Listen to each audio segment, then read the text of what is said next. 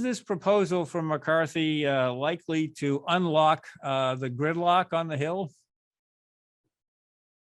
I think that's an excellent question. As you rightly pointed out, both President Biden and Speaker McCarthy have put forward proposals that really they're not realistic. They're not realistic in terms of what we can afford as a nation.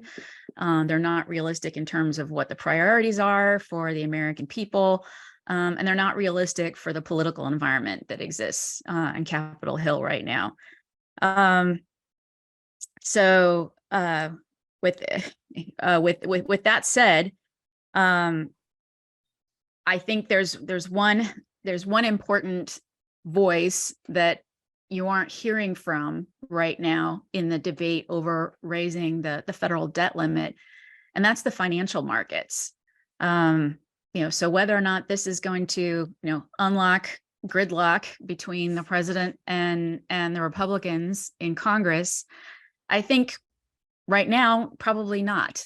And I don't think it will until the financial markets start pressing both the White House and Republicans to get more serious in their offers and what they are willing to trade off when it comes to raising the debt limit.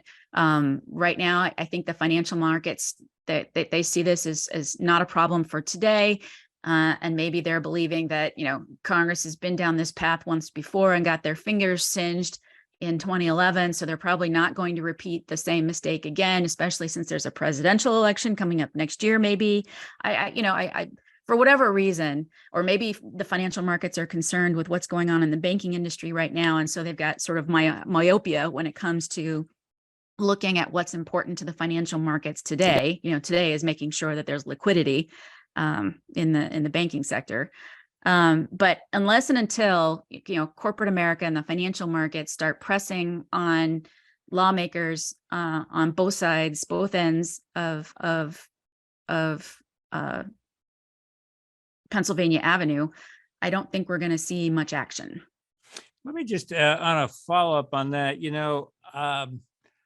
I keep thinking that the business community is going to ride to the rescue, and if that's true, they haven't started their engines or taken the horses out of the barn, or they seem kind of sanguine. Is it sort of that we've gotten so used to shutdowns and that sort of, which is a very different thing than reaching the debt limit? But I mean, is it kind of a cynical, oh, they'll work it out, and they just can't get excited about this because they just assume that it's all an act?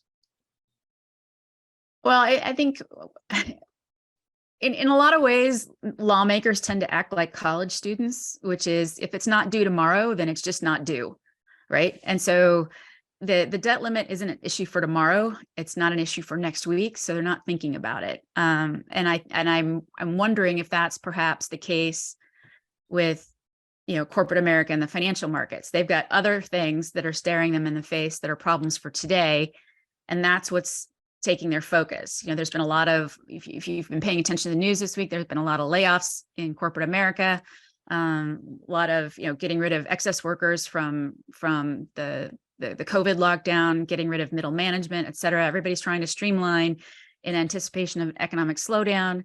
Then you've got the banking crisis that hit a few weeks ago. People are still trying to figure out, well, how deep does that go? Is it over? Are there still other banks that are at risk?